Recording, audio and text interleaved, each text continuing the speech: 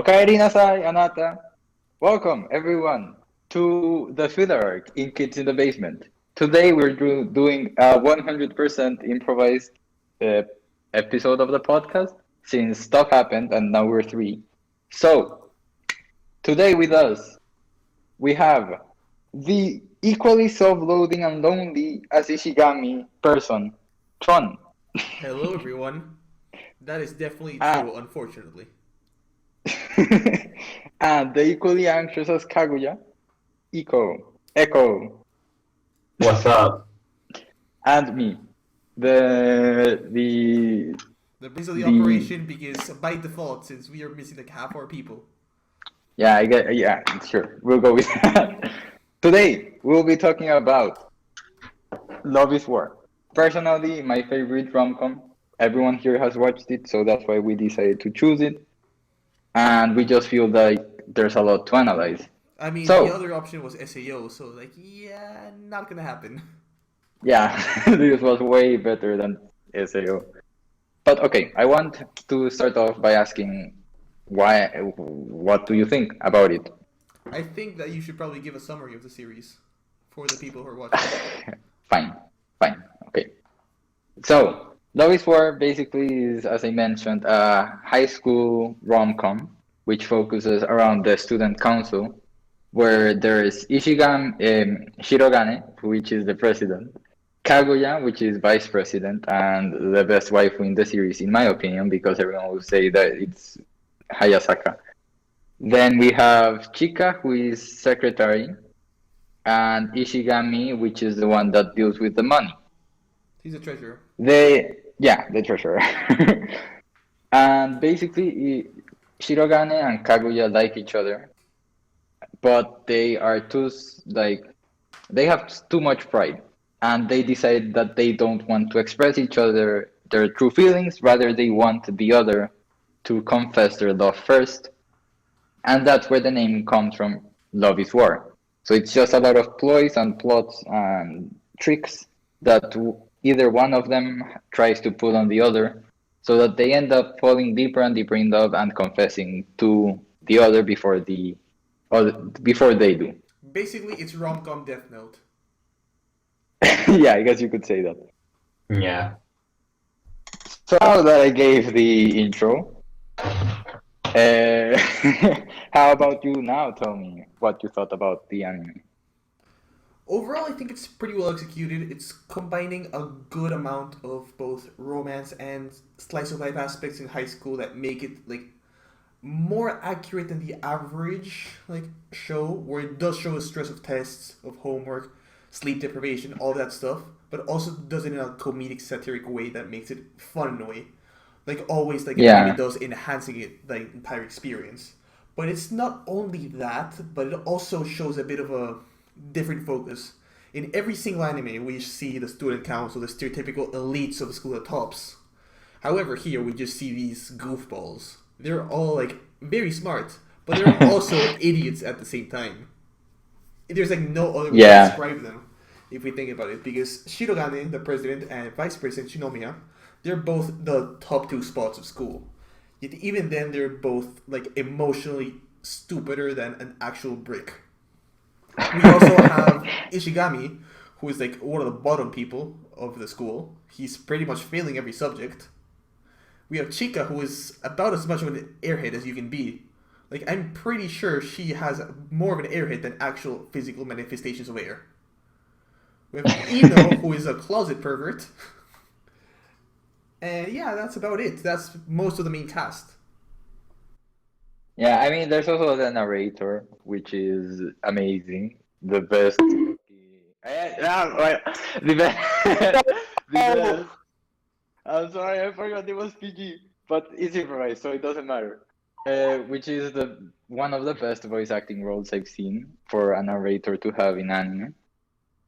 And there's also like secondary characters like the friends that are dating. There's also the president of the school, the headmaster of the school, and the maid, Kaguya's maid. Ai Hayasaka, that's her name. Yeah, and Hayasaka. She's also a student at the And school. She like works because her family is like subservient to Shinomiya. They're like one of the biggest like enterprises owners in Japan. yeah, and you, Echo, what are your first thoughts about this series? Well, first off, it's like the first kind of rom-com show that I watched, and you introduced it to me. So I Indeed. thought, let's give it a shot. And I surprisingly liked it a lot. I don't know much about rom-coms, but I like the way it's set up, where it's not like a whole episode, but more like little episodes within an episode, and it's kind of like it doesn't focus or you have to like focus a lot. It's more kind of like just having fun and kind of like pay into like the little detail and kind of like um going like looking at the students going on like their day-to-day lives on like the student council and at school and with the little fun and weird interactions they have. That's really fun to watch and really funny. um and yeah, all the characters are amazing. They each have their own like little quirks and um little quirks and their kind of strong points and weak points, and they play off each other really well. And all the kind of funny interactions that they have with the student council are mesh really well with like their characters and like how they interact with each other. Yeah. And yeah, it's very fast paced. Like each episode feels like three tiny different stories in them, which makes it like very entertaining to watch. And I would like to go back to something that Sean said about the show feeling so realistic. I think the reason why it feels so realistic is not because like it actually depicts real like romance, because it clearly doesn't most of the times. A lot of the reactions are exaggerated, and there's a lot of like different tiny sequences that make it feel like which shows more how you would perceive it instead of how it actually is in real life. And I think that's what makes it so real, that it kind of makes you think about like the first romance or the first time you like someone, where everything is just so exaggerated, and just the tiny little piece of attention that the other person gives you might go a huge way to make you overreact and overthink everything that you're doing. So I think that the exaggeration and hyperbole that the show has is what truly makes it feel so like realistic to real life falling in love. I mean, I feel like that's just trying to simulate how like that time at high school is like one where your hormones are like all over the place, and as such, your emotional state is as well.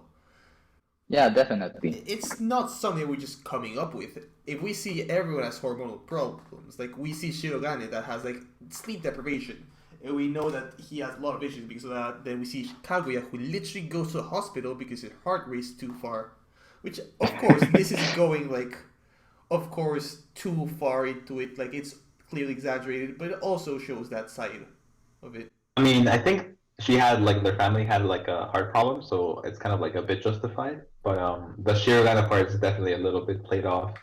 The like losing sleep and like not drinking the coffee part, like his schedule and like he just drops off. I think that part is definitely like yeah, played off a little bit too much. Yeah. And there's also like the tiny little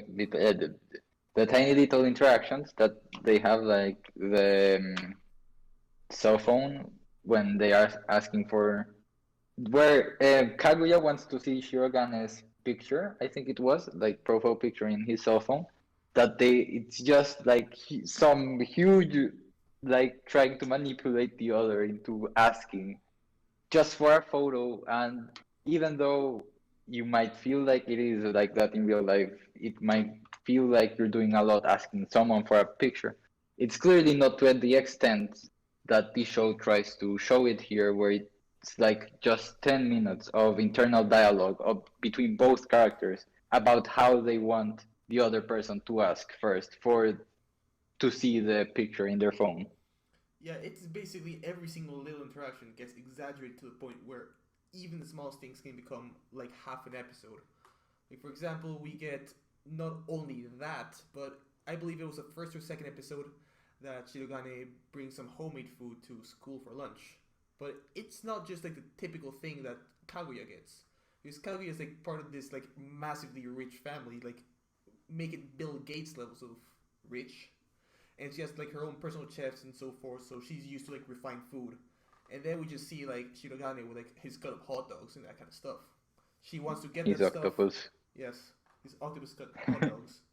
So she wants to try it, and Shirogane knows that. So it's like an entire episode revolving of how Shirogane is trying to get her to ask, but also Kaguya does not want to ask and wants Shirogane to offer her. So it's like covering how they all plan and scheme to try to get that to happen by making the other one do it. Yeah. However, And this gets even more complicated when we introduce these side characters like Chika. yeah, like you said, like Chica makes that interaction so much more complicated that it really had to be. And it's, if I'm not mistaken, the first time you see the Okawai Koto face that Kaguya makes, I'm pretty sure that's the first time. And both that reaction that Kaguya has is priceless. It's most of it gets repeated so many times during the show and just is so good every time. But it also like shows the kind of character development that the student council has at that point before you get introduced with the rest of the characters, where the battles are pretty straightforward between Kaguya and Shirogane, but it isn't until Chika enters and plays that Joker card kind of character where she just creates chaos everywhere she goes and is so unpredictable due to her airhead nature that makes the situation that much more complicated than it really had to be. There is a mention of even a chaos theory when Chica's first introduced. That's the extent to which she disrupts everything. It's not like Yeah. these plans they make are like not going to work. In fact, most of the times they nearly work for some reason. But then there's like all the side characters that just interrupt it in some way, and then everything falls apart. Yeah. So, Echo, what's your opinions on all these other side characters, particularly Chica? Chica, I don't like. You need to for Chica's like really complicated. I really like her as like a side character, and the only thing I feel like I don't know. It's like how can I explain it? Like the intro she gets, I feel like is amazing. But like it's so amazing that everything else she does after is like I don't know. It's not like as comparable. So it's like I really like. Yeah, it's like how the fuck am I saying? Oh my god. PG! PG. So yeah, Chica is a really fun character. She's basically what like I think they've said before, like a politician, but like if they were dumb, and like all of all her interactions with Shirogane and Kaguya are extremely funny, and there's no limit to like you never know what to get with Chica, and like it's always like a fun time, especially like that part when they have to do the word game, and she just all this random stuff, and she basically is nailing everything. And how I think Shirogane like chose like a rapper kind of like wording, so like yo or something like that, and Yeah, it like was she just like started already acting like a rapper, and it's so funny because she's so spontaneous, and it's really like a fun side character that does a lot for the show. yeah. Chica's character is a very fun one, and I believe that most of the comedy is effective thanks to her. It's her just being chaos and just yeah, it's just Chica existing. Chica existing is comedy. But okay, I'll continue talking about the rest of the secondary characters after I talk about the timing which they introduce them because I believe the show really does make a good job with character introductions. They don't present all of them at once because clearly most rom-coms get repetitive. That's one of the biggest issues with them that if they get dragged out too long. But Kaguya-sama Love is War really manages to do it so well because you see the first half of the first season is just an interaction between Shirogane, Kaguya, and Chika, and it isn't until the half of that season, like around what episode 6, 7, I believe that it's you seven. see, yeah, okay, episode 7, that you see Ishigami as another secondary character, which is the fourth member of the student council, be introduced in one of the best ways ever, just by over exploiting Kaguya's personality. Then at the start of season 2, you start seeing more the role of Hayasaka, which had been introduced before as just like Kaguya's maid and helping Shirogane, like in the when she's sick and like taking her out of the house for the fireworks arc that we'll talk later about. But in this arc, in the second season, she does get much more exposure and even interacts, has a whole episode about her interactions With Shirogane. with Shirogane. And then in the second half of season 2, or around the second half, you see Ii no Miko. Yeah, I think that's her name.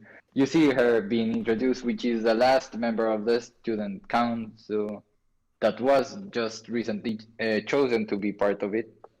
And that introduction that the characters get, so like so split apart, makes each part of the show so unique, because the show gets most of its comedy and its success from the character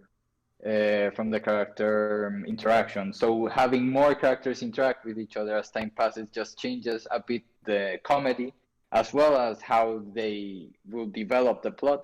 And I think that makes the show so entertaining to watch the longer you watch it, and never gets really repetitive at all. I wanted to focus a bit more on that point because, yes, as Jay mentioned, it never really gets repetitive. But it's not only because of the characters that get introduced. Well, yes, more characters get introduced more and more, and the dynamic changes. It's also character development that changes every single episode, even to a small True. extent, that just adds up and changes everyone fundamentally and how they act. For example, we see that in the first half of season 1, Kaguya is still pretty cold towards Shirogane, regardless of her liking him. However, by season 2, she's already pretty warm. She's not caring about that stuff. She's starting to freak out even more, all that stuff. Then we see Ishigami, who, at the beginning of when he gets introduced, he's pretty scared of Kaguya. In fact, he's pretty sure she's a serial killer for some reason. Yandere Kaguya. But by the end of season 2, he's already like trusting her. He's like closer to him. Like he still is afraid of her, but there's like some like dynamic changes. There's also Yeah. Miko and Ishigami, who at the beginning like completely loathe each other. However, they start like to grow warming up towards each other. They don't really do it openly. They're like tsundere archetypes towards each other, both of them, unlike the usual. This character development just changes everything and how the dynamics work, even among the pre-existing characters. Even the very secondary characters like Hayasaka, even they change because at the beginning of season 1, when we get introduced to her at first, she's just like a very side character with like no personality other than having like no Helping emotions Kaguya. and helping Kaguya.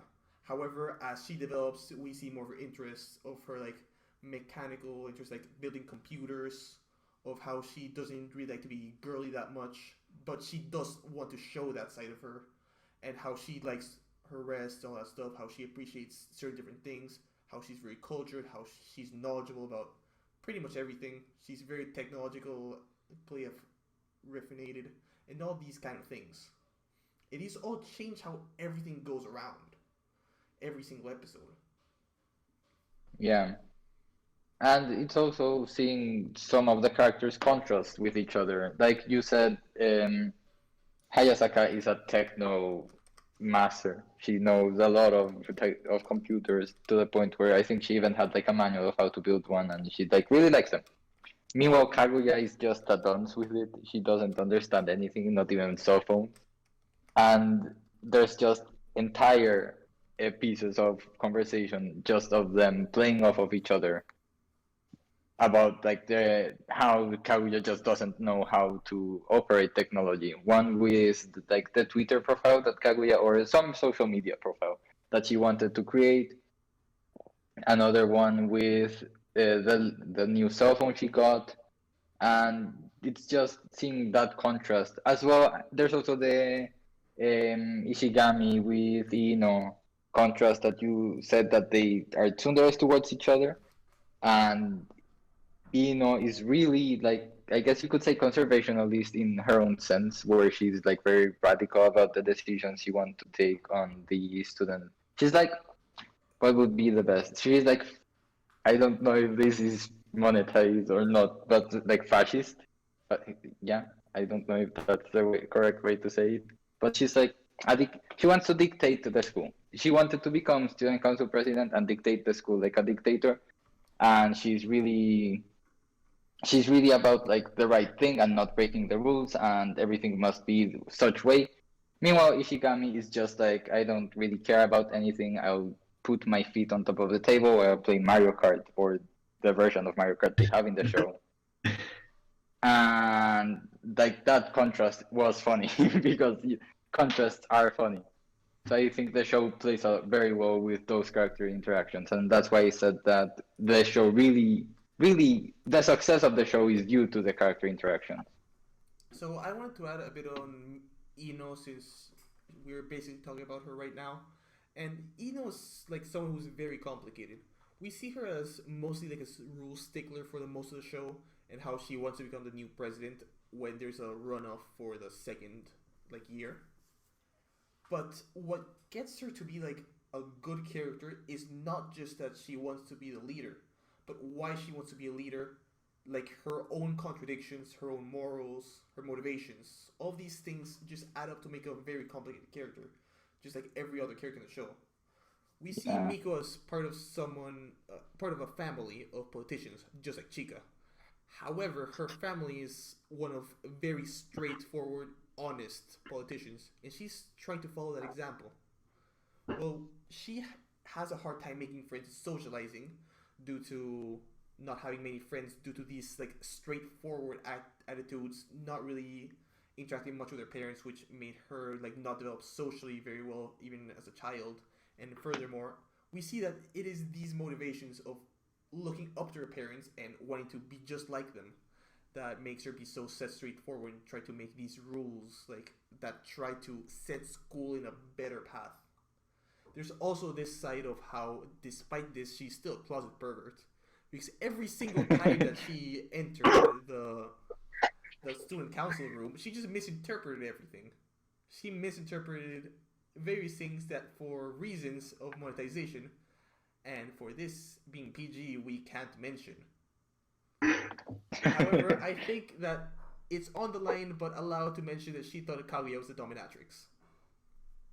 Yes, like the one, press X to be to be dominated. But what would be the correct version of it? Everything. Just leave it at that. Yeah, okay. Yeah, But- just timing is everything here in this show.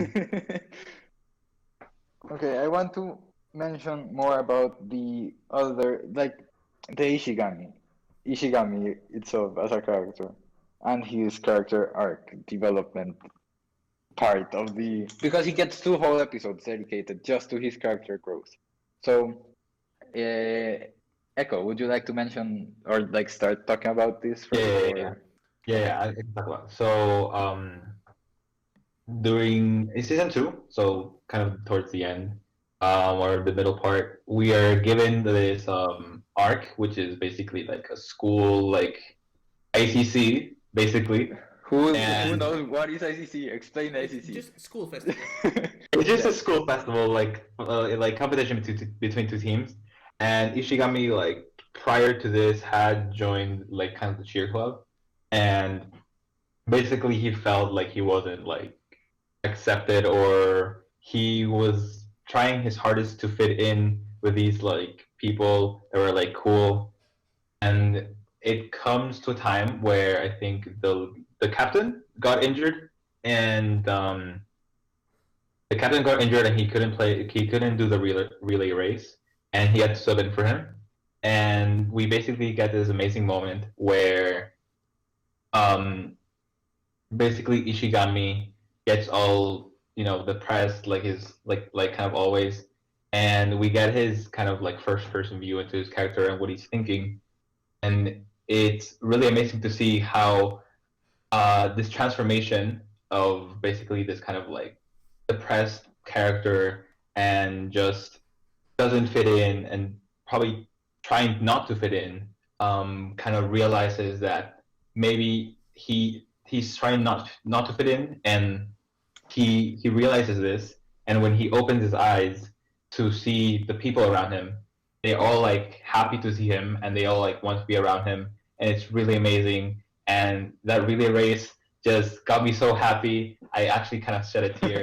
And when he opens his eyes, and throughout the whole like throughout the two episodes, he didn't see anyone's faces.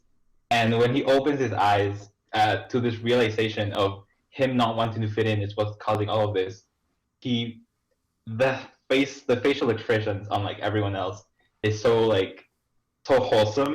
There's like It really no is. better way to put it. It's so wholesome, and it's just truly one of like my favorite like arcs of like a character, even though it was like 2 episodes. No, yeah, I totally agree with that. When he opens his eyes and finally sees everyone's faces, it's just so wholesome, and it really was an amazing scene. Like as you said, I could have shed a tear in it. It was very, very cute. And but there's also more about it um, that also went to why Ishigami didn't want to open up to people. We learned that the reason why he basically closed all his human interactions was because in middle school, I think it was, Yes, he middle got school. hurt. Yeah, okay. He got hurt because he was trying to defend a girl because he he was friend with a girl, which I don't remember the name of, and she was dating another guy, Girl. and the guy was playing with her feelings and all of that, but she didn't know. He was like two-timing her, and Ishigami overheard that conversation, and he tried to defend her, but no one believed him, and the girl's boyfriend ended up making him become like totally rejected and hated by everyone, even by the girl, even though he was just trying to defend her. And we later learned that the guy, her boyfriend, leaves the school due to Ishigami because okay, Ishigami gets suspended from the school and is told that he could only come back if he wrote a letter for like an apology letter for the guy because I think he hit them, if I'm not mistaken, or there was a fight, and that's why he gets suspended and everyone doesn't like him and he's asked to make that apology letter, but he doesn't make it because he doesn't want to because he knows that he wasn't in the wrong, and the guy gets so paranoid over this that he leaves school breaking up with the girl, and the girl thinks that it's Ishigami's fault and all of that, and it's the girl ends up going to the festival, and we see that the moment when Ishigami is really like getting over his past, that the girl represents that, and he just tells her like "Urusai back," which is "shut up, stupid girl," to not say anything not PG, and just the way that entire scene of the relay race, because it's took at the start and then it's the whole face reveal. It was just such an emotional scene because of him, seeing him overcome his past, overcome his fears, finally accept that he can make friends and that the past is in the past and that he didn't do anything wrong. And we also in this interaction see the side of Shirogane, which wasn't really introduced first, and it explains why they're such good friends, both Shirogane with Ishigami, apart from like him being Shirogane being an upperclassman, because they never use formalities between them. They get referred, if I'm not mistaken, by their first name. So it shows that they're close. And we learned that the reason why they're so close is because Shirogane believed Ishigami since the start and told him like you don't have to write that. You can just tell her like to shut up. Tell them to shut up because you're in the right. And it's such a sweet side of Shirogane to do this to the point where Ishigami cries because no one had believed him before. And it's just such an emotional scene, seeing them be such good friends since the start, and finally getting a reason why they're such good friends. So I wanted to add a bit more to this because, well, yes, this built up a lot of Ishigami's character in that way. It also helps to like establish a lot of what we didn't know about him beforehand. Because in the middle of season one, when he gets introduced, we get quite a few things introduced. First of all, he's lazy. Second of all, he's scared of Kaguya. Third, he's friends with Shirogane. And fourth, he is antisocial to a high degree. So this arc not only resolves all these issues to an extent, but it also tries to explain a lot of why he was that way. And it does so in a way that's balanced, not rushed, and makes everything really justified in a way that feels natural and not really concocted by a person. So not only does it explain his like pushing away of people, or so-called normies as he calls them, as is common in some like nerd culture to call normal people, since he sees them as people who just reject him, just like that scenario, who do not understand all of these things. Despite him trying to help, they just try to reject him in the past, after all. We also see how he's scared of Kaguya because he's still not very trustful of people. He's still afraid of what they can do to him. And he's still like very untrusting. He can't see what people do, and we know that from him that because he's got a good judge of character for everyone except Kaguya. We know that. But I mean, there's also another reason why he fears her, and that's the whole like him finding piece of Kaguya's ploy to try and get Shirogane to like her back or like confess his feelings, and she just goes full psycho mode on him for That's true, but that's also something that was enhanced by this. We also get Yeah. how he's friends with Shirogane because Shirogane was the one who did like the research to try to justify Ishigami, to try to protect him, and he even in fact supported Ishigami and was the first person to do so, as I believe was previously mentioned. yeah. And there's a lot of more things that just are introduced about Ishigami at the beginning, which we just assume are just normal character traits about him, and it's just are why he is. But we're shown that why of why that happened, and we got a bit of a resolution as to all of these like problems and psychological issues that he had. Despite that, he still doesn't change too much. He's still introverted. He's still stuck with video games all day. He's still lazy. He's still afraid of people to an extent. But he's someone who's more opened up, who is seeing the world clearly after this. Yeah. But okay, we've talked a lot about Ishigami for him being a secondary character. We haven't talked about the main cast. So, how about we talk about Kaguya? Because after all, she's in the name of the series, and we haven't almost spoken about her as much, like her entire allusion of the myth, the reason why she's named Kaguya, and also a bit more about her past, like her entire the reasons why she is the way she is. So anyone want to start off by mentioning a bit about that? Okay, so Kaguya is someone who comes from a rich family, as was already previously mentioned.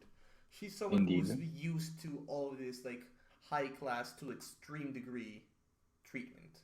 So And classical lifestyle. yes, someone That's why she doesn't know how to do phones. she's someone who's like really in her own bubble in a certain sense because she's not exposed to technology. In fact, it gets to the point where it's a family policy to not even take pictures and post them online. She's that separated from our world, image wise, and all of these factors just contribute to her being in like her own sphere of understanding of the world. She's isolated to the point where she didn't even know what social media was at one point. She had only a flip phone instead of a smartphone because she was like, oh, it's all I need. But it's this which also builds upon the character in a way that makes her more traditional in every way. She's a bit of the traditionalist kind of Japanese person. And this gets further included when we include her Shinto religion based influences. Not only does she follow various traditional things such as being in art, like training in archery, and like knowing every single traditional role of a woman except cooking, because she is a disaster at it. But there's also I mean, she can make a cake, a huge cake no, at that was dinner. actually that was actually her personal chef. Really Yeah. disappointed. But we also get things like a connection to the mythological story of the Kaguya princess. For short and to not clutter up on this, basically it's a story about a woman who goes to the moon who gets caught there and has to separate from her loved one.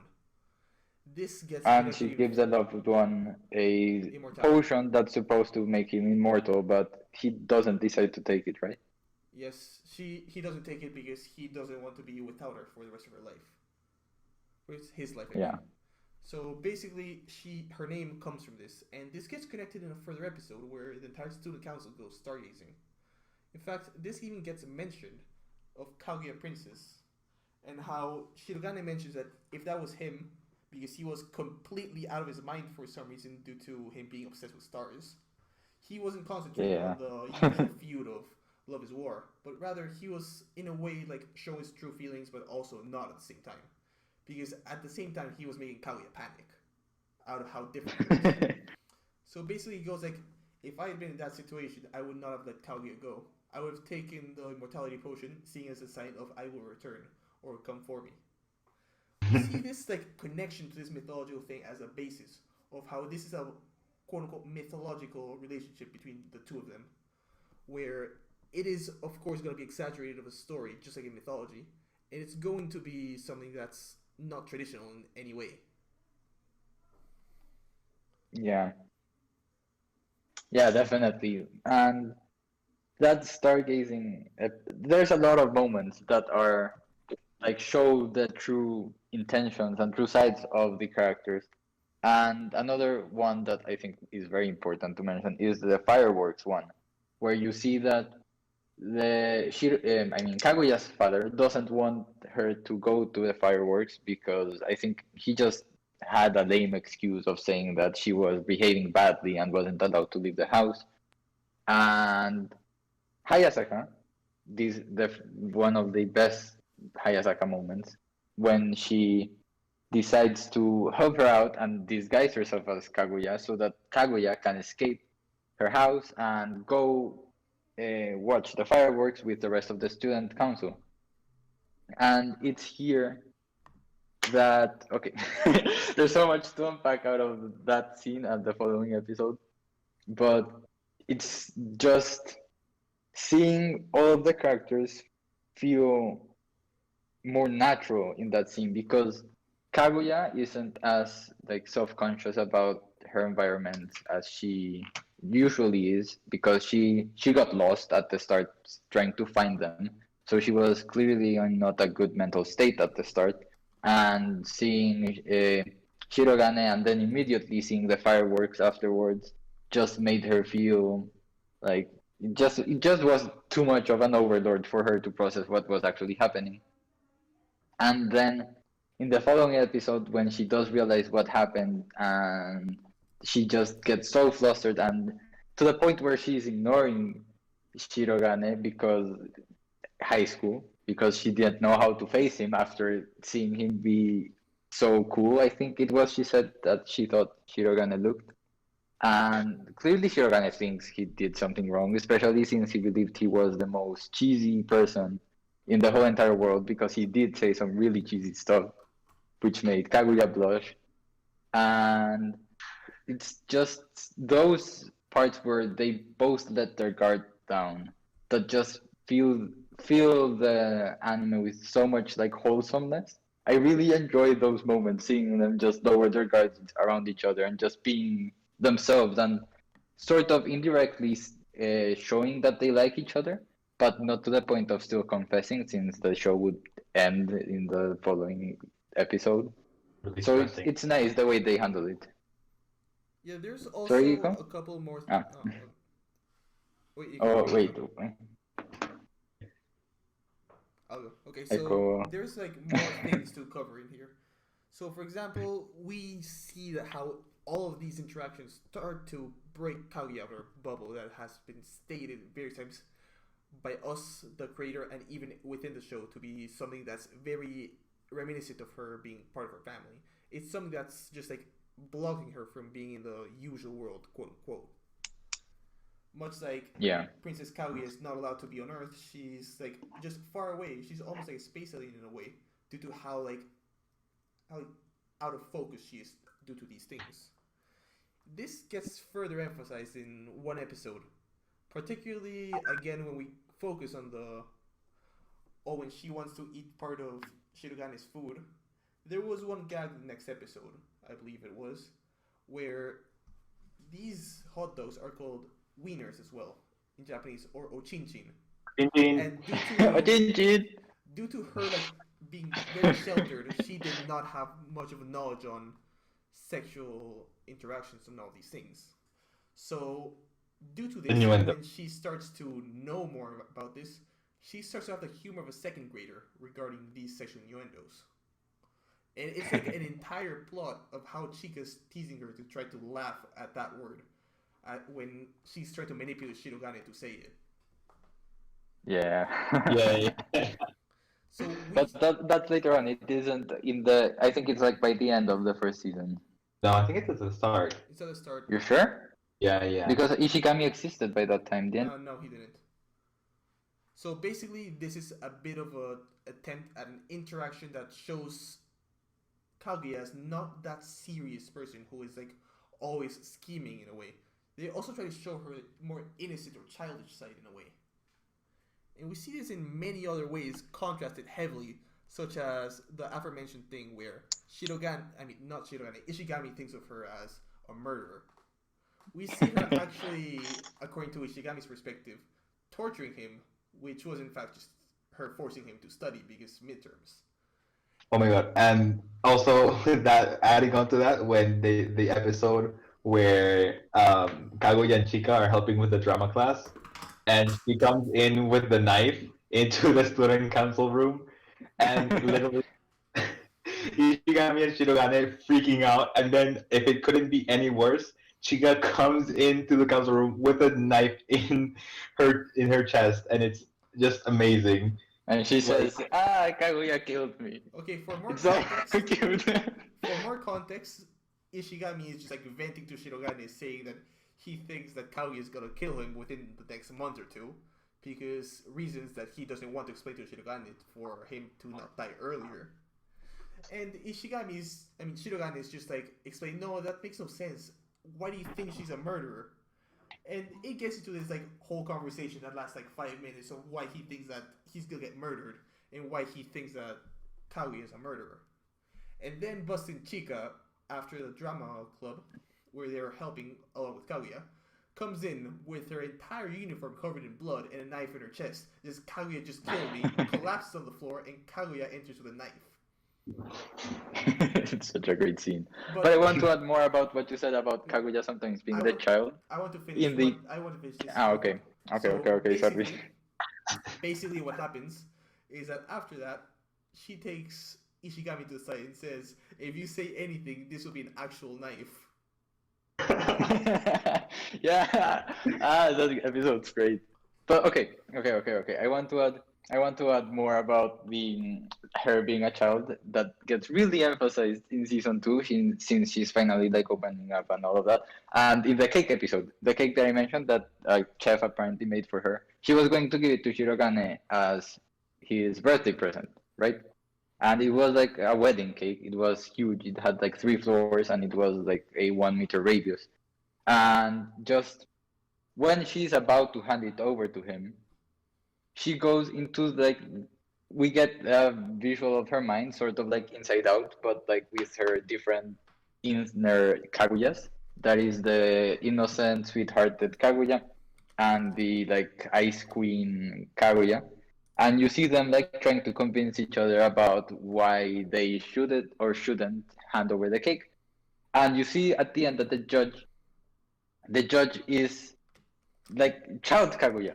And it's just so like to think that her entire mentality is being dominated just with her child mentality due to, as you've already mentioned various times, she not being exposed to the real world. She's a bit lagged behind of real life. So a lot of her reactions are those of like a child. She exaggerates a lot of things like a child. she thinks of Overthink. most things in like a kind of childish, innocent way, and her humor of the Ochinchi is still childish. So you do see the show hinting at that she is an inner child. Yeah, she has the mentality of a 10-year-old, and it's just funny. That makes the show funny. A lot of things make the show funny, but that's one of them.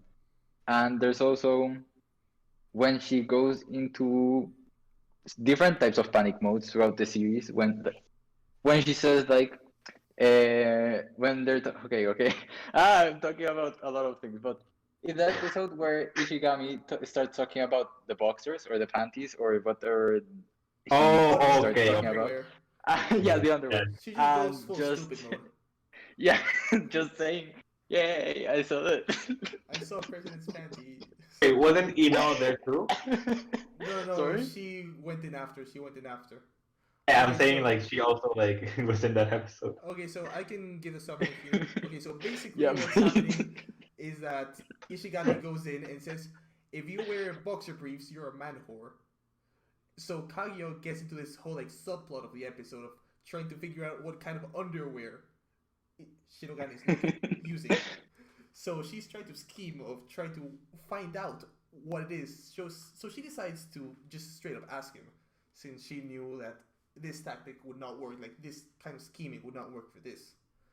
So she goes in and Shirogane completely misinterprets it. He goes for, "Oh, is she asking me what kind of underwear I want her to wear?" So basically, he's like, "Oh god, no, I can't ask for anything lewd of any sorts. If not, she will think I'm a pervert. So I'll just ask for like the least lewd thing ever, so that she thinks I'm a prude or something, and so she doesn't like consider me a creep." So he asks for something that covers a lot, is long, and has pockets.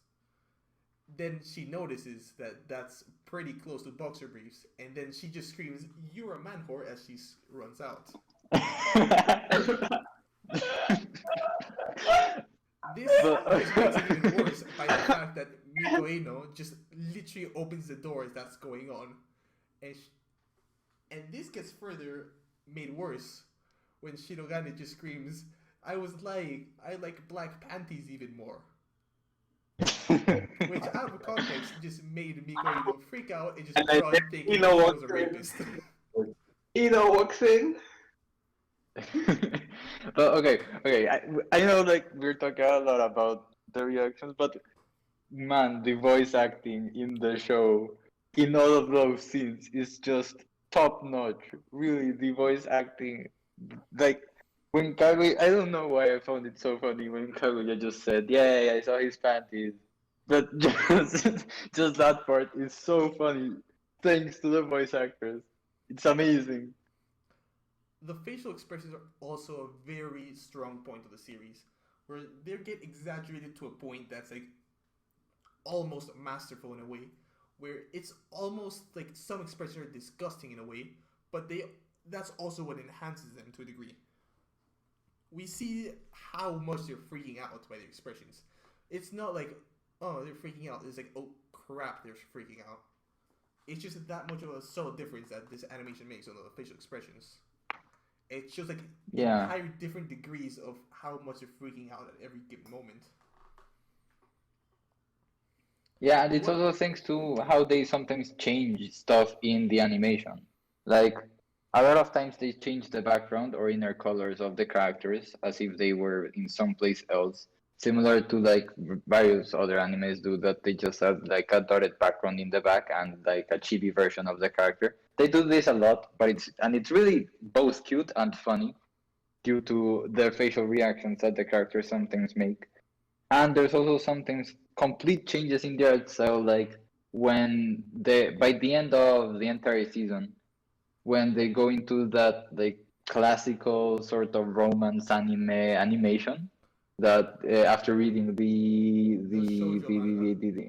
yeah, after they read that, the entire I genuinely didn't know if I was watching the correct anime anymore, but the change is so well done and adds so much like comedy, especially since due to Chica being Chica, she breaks that art style whenever she talks because she does.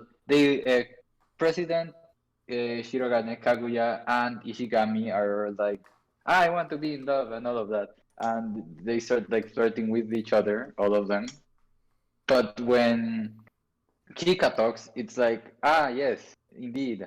Like she just breaks the mood, and that the way they handle that is so well done and so funny, and it really is such an amazing job that the animators do by changing the art style so well to fit the mood of the anime. So I want to mention a bit more of this on Chica particularly because Chica is someone who has just an entire new degree of freak out faces. In fact, there's an entire meme. And voices. Yes, there's an entire meme made out of only her panicking faces and the varying degrees of them. Oh my god. There's like 6 or 7 layers of them to just show you the degree. And with this, I just don't want to talk only about this, but I want to connect it about 3 specific interactions between her and Shirogane. Shirogane is someone who, in various things, he is masterful. He's like the top of the class. He's just amazing at. But there are other things in which he's actual garbage at, and I could not describe it with 1 hour of discussion how clearly bad and trash he is. These 3 things are singing, volleyball, and the Soran dance, which is a traditional dance. Soran. So basically, Chika and Shirogane, there's like a small subplot that is recurring of how Chika becomes Shirogane's coach and tries to teach him to do these things to an average level because he's just so bad that they train for an entire week to just get him on par with people who are just like entirely average or below average. And this is just like an amazing part of the show because it just shows how even Shirogane is actual trash and all these things shows a funny contrast as compared to the elitism that we're supposed to be seeing in the Shouchin Academy. And it also shows a bit of more the inner reactions of Chika, who gets really emphasized in these episodes by showing how much she's freaking out about how bad Shirogane is. And every single time she just gets mad at how long it takes, how badly he fails, and how he's embarrassing her for even being close to him.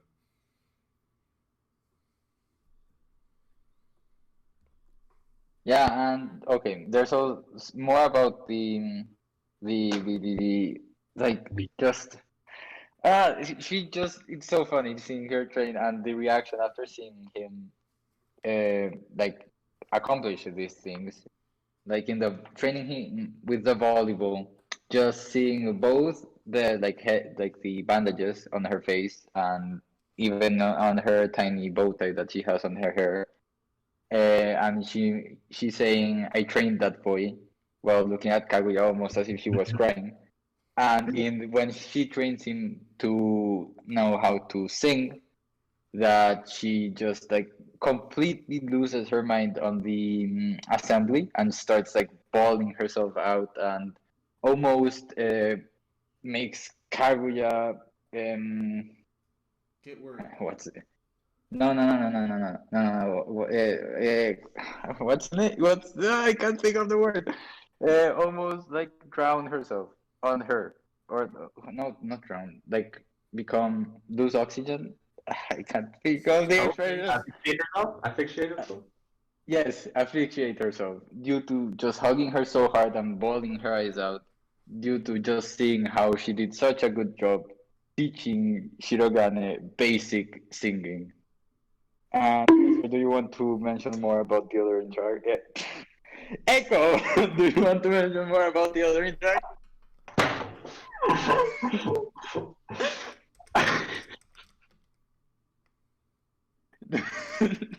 Do you want to ask about the Soran Hakusho? I think a big part of the Soran is the actual performance. Apart from like Chika's going over how you need to have passion for it and you need really to be one with the dance. I think it like what takes the cake from Soran is actually Shirogane's dad when he appears in the episode is And you know, all the JoJo fans love the voice actor of Dion, having him there and just getting all these kind of like, if you watch the series, but like, it's just really fun watching Shirogane dad just kind of be this typical like. You expect him to be like this kind of like. I think we've already seen it before, but you expect him kind of to be this kind of executive father, which is like really strict. And when you get like a look into his life and like the whole Shirogane family, it's like this whole can't get over your kind of like ex-wife being like really kind of like a boomer and just like when they make up like Shirogane's dad's like taking pictures of Chika for his dad and when Shirogane just looks at him and just find like before that it's just so funny. um Also, the end of that episode when Kaguya meets Shiran's dad and not knowing who he is, and just kind of like also like we talked before, like showing these characters, especially Kaguya and Shirogane, in these kind of like what they actually feel for like each other. It like it gives you like a better perspective on how they look at each other and like what do they like of each other. And you know the final reaction when Shirogane finds his dad and he's just like, what did you do to Kaguya? Oh my god, it's amazing. For context, in that moment, basically Shirogane's dad is just trash talking Shirogane to oblivion. There's like no recovery from that. Refuting every single point that Kaguya makes, refuting it completely. Yeah, and it's just Kaguya just trying to defend Shirogane for an entire 2 to 3 minutes. And then after that happens, then Shirogane just busts in, having no idea what's happening. And Kaguya asks, wait, you know who this is? And that's when the reveal is that it's his father, at least to Kaguya. Yeah. He blushes. But the Yeah, turnaround, oh my when he God. turns around, oh my god, it's amazing. The entire the cultural festival arc is so good. It's really amazing. It's probably my favorite arc. But okay, we've talked a lot about Kaguya already, but we haven't done anything about the other characters. I mean, not about the other characters. We haven't done anything about Shirogane. Okay, We so haven't done let's absolutely anything.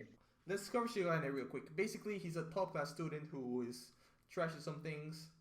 His family, as opposed to the rest of Shuchin Academy, is pretty poor. For the most part, he is only like fitting in there because of scholarship. In fact, this degree of poor is to the point that they're renting an old apartment that they're trying to fit the bills in. They can't even afford to drink juice at nights, so they decide that there's no birthday gifts and so on and so forth. They don't have cars, so Shirogane has to use a bike to go to school, and a lot of things of that sort. Basically, that highlights a bit of Shirogane's like how much effort he puts into it, because he's not only doing school, not only being the council president, and not only being a top of his class, but he's also doing several part-time jobs, if I'm not mistaken. This Yeah. also gets furthered by the fact that, as you can see the image that is being shown, Shirogane wears a gold necklace, which is a representation of who is the council president, and in a way could be a symbol for the weight of his charge, because it is stated quite clearly in the series that it is very heavy. Yeah. And it's also like you see all of the student body look up to him, even though he's an outsider, because all of the people in the school are very rich and have been there since basically their whole academic life. All of them have come in from the first grade, and clearly that gives Shirogane. Shirogane, that creates a lot of pressure in Shirogane, and that's the whole entire like the approach he uses is very heavy because he lives under constant pressure that maybe he won't be accepted by them anymore, and that's why he has to work so hard on his grade and on his image because that's the only thing that he really has going for him for the people to respect him. Apart like from other friends who believe that he has a romantic experience, like the guy who ends up in a relationship with that we should have talked more about if we had more time. For And context, oh, you continue, continue. no. You can go. I wasn't know where my train of thought would have gone either So, way. for context, basically the reason why Jay mentioned that he's an outsider, outside of the richness, is because, well, everyone has been there since elementary school. He just joined at the beginning of high school. And it's not only that, but how his different outlook of life comes from a lower class standpoint, which it's not only just the social divide. I mean, not only the wealth divide, but also the social divide that causes. Yeah, and you see, in the when the this guy that we're talking about asks Shirogane for help about like the romance, Shirogane is like, "Oh yeah, you have to get like 5 part-time jobs, and you have to work to buy a cruise so that you can go with her." And the guy says that he has sweaty hands, so he says that he should get even more jobs so that he can have a surgery on his hands so that he can stop sweating. And like you really see his point of view of towards life about just you have to work a Hard. lot and hard to get to where you are, especially since that's the only way he's been allowed to be at that school. It's due to his hard work and him being the only one really to pay anything for himself, since his dad doesn't work and his mom just Is that is a patient? non-existent in the series. Exactly. So he just believes that everything is up to work. Your hard work will pay off, and yeah, that's his whole character, I guess. Unless any of you want to add anything else. No, I believe No. that's good. Okay. Before we end this, because this has been a really long one, surprisingly, for it to be improvised, I want to talk about how this rom-com satires both itself and other rom-coms, especially in season two, by the one quote that literally starts the entire season two.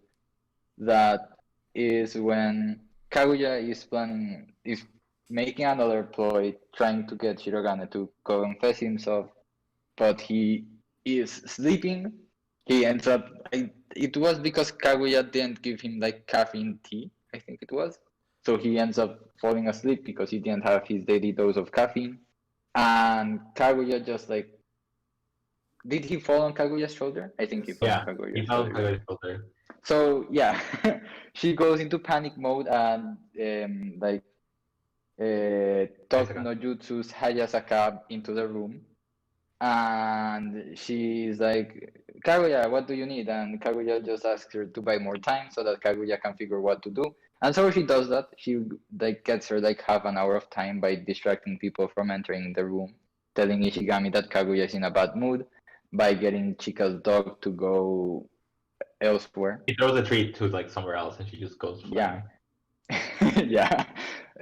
She does something with the teacher, with the headmaster as well, and I can't remember what she does.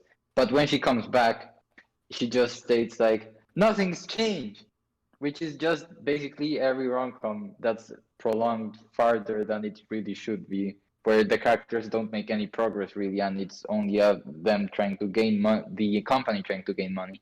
And even though this show isn't like that, it does parodize like after 2 seasons they don't do anything. I mean, they get closer and you see character growth, but their relationship as romantic partners doesn't change at all.